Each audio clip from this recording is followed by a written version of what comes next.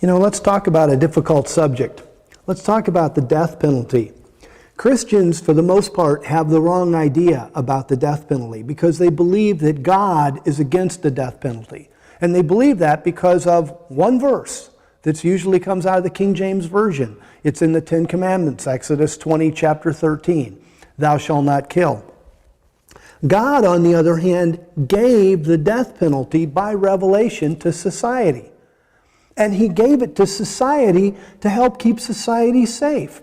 The death penalty, as if you think about it, if you don't think about it much, you go, wow, the death penalty, wow, taking the life of an individual. The death penalty is not pro-life, it's not for life, but in fact, the death penalty is incredibly affirming of life. What the death penalty says is God gave it by revelation to Israel, and now as it should come into the church, what the death penalty says is there's nothing that's as valuable as a human life. That's right. That the only thing that's as valuable as a human life is another human life. And if you take the life of a human being, if you kill some individual, then your life is what's paid. And the death penalty affirms the value of life, and it keeps society safe.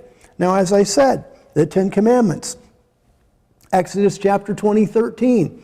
People read the King James Version and they say, but God doesn't support the death penalty because God says, thou shalt not kill. Boy, guys, we've got to do better than that. We've got to read the Bible a little more carefully than that. We can't just proof text and expect to get truth. In the first place, thou shalt not kill is not a good translation of Exodus chapter 20, verse 13.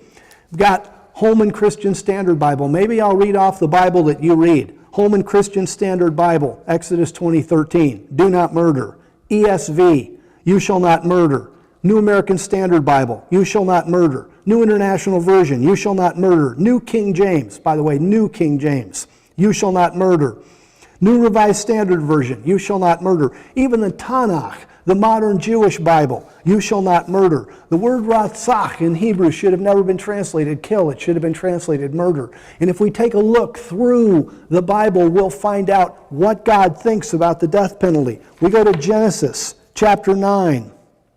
Genesis chapter 9, verse 6. Here's what God says.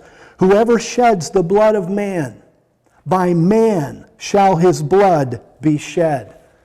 This is important to read. Whoever sheds the blood of man, by man shall his blood be shed. God is not killing murderers. If God was going to execute murderers, the jails would be empty. Absolutely. God has given it to you and I to have a just society that properly values life and says to people, if you take a life, you forfeit your own. And in doing so, we keep society safe. The book of Exodus, we just read, thou shalt not murder. Here's what God says, Exodus 21:12.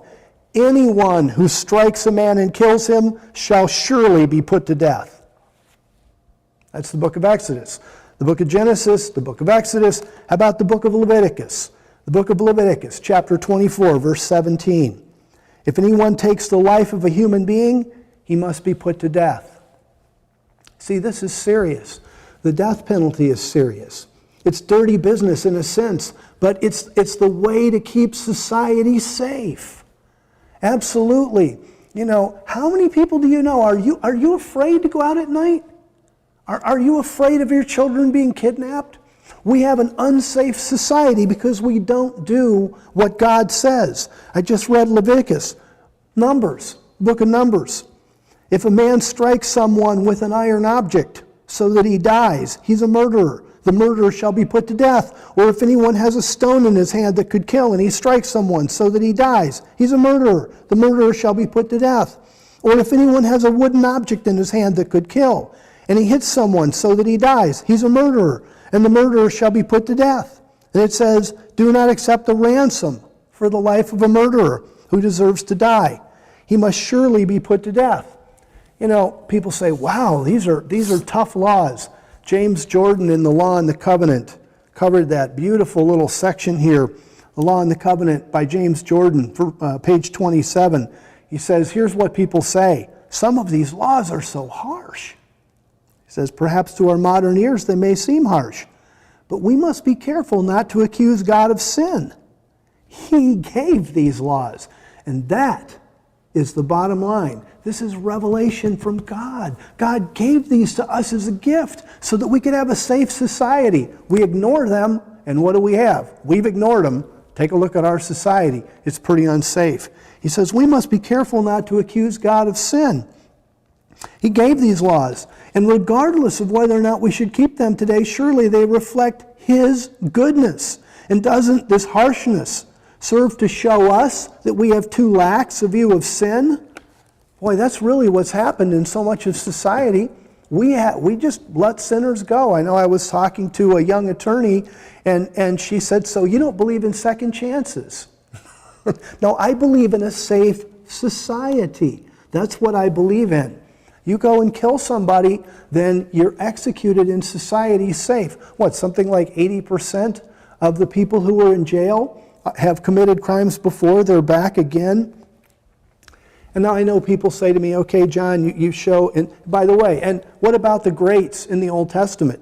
Did Moses execute somebody? Absolutely he did. Did Joshua execute somebody? Absolutely. Did David? Did Solomon? They obviously believed that the Bible said that you could execute a criminal. Sure. And people say, well, John, but didn't things change in the New Testament? What about turn the other cheek? Well, that's great. Again, come on, let's be Christians, let's read our Bible, and let's understand it. Did Jesus Christ teach turn the other cheek? Absolutely. To what? If somebody slaps you on the right cheek, turn to him the left. Study your biblical culture. A slap was an insult. What did Christ teach his disciples? He taught his disciples, look, we're not going to be around here long. Don't go trying to get into blood feuds over little insults. Somebody insults you, somebody calls you a name, somebody slaps you, let it go. Let it go. He didn't say, if someone kidnaps your wife and rapes her, let it go. He didn't say, if someone murders your child, let it go. Turn the other cheek is about an insult, not about a massive criminal offense that would require the death penalty. Absolutely. Let's go to 1 Timothy chapter 1. 1 Timothy chapter 1. This is marching orders for the New Testament church. In verse 8, here's what we read in 1 Timothy chapter 1. We know that the law is good if one uses it properly.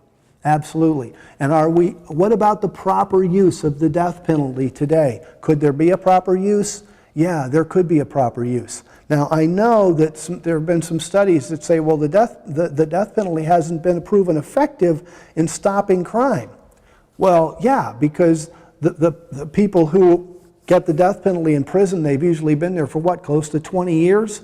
Everybody has moved on. Everybody's forgotten. There's no connection between the crime and the punishment. It's like taking a dog. I don't mean to use this analogy lightly, but when I got a dog and we were being taught by the vet, how to train the dog, the vet said, look, dogs have a very short memory, so if they do something wrong, you've got to discipline them right then, at the spot, so they get it, because 5 minutes later, they don't know why you're disciplining them. Right, well, with people, it may not, the memory's a little longer than that, but 20 years, you check your book of Ecclesiastes. Ecclesiastes chapter 8, verse 11 says that if you're going to have a death penalty, it has to be quick to be effective. God gave us the death penalty to keep society safe. And you and I don't live in a safe society. Our society isn't safe. When I would send my kids to grade school, I would go out. Thankfully, my kids could walk to the grade school, and it was a straight shot. We lived on a main road. And we'd go out and stand on the sidewalk and watch them all the way down to the school. Why? So they wouldn't get kidnapped. Why? Because we live in an unsafe society.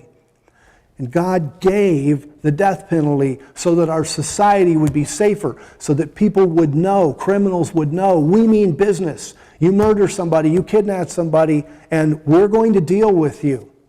And then somebody might say, yes, but what about the innocent people that would be put to death? Check your laws on perjury in the Old Testament. In the Old Testament, the Scripture teaches that if you commit perjury, whatever you were lying to get the other guy to get, that's the sentence you get. You know, there's a lot of lawyers that would lie in court and somebody would get the death penalty or many years in jail. If they got the same punishment, we wouldn't have so many innocent people in jail. Absolutely. Ladies and gentlemen, let's act on the Scripture and get society safe. Can we do that? God bless you. Thanks so much for watching this video. Hope you found it helpful and a blessing.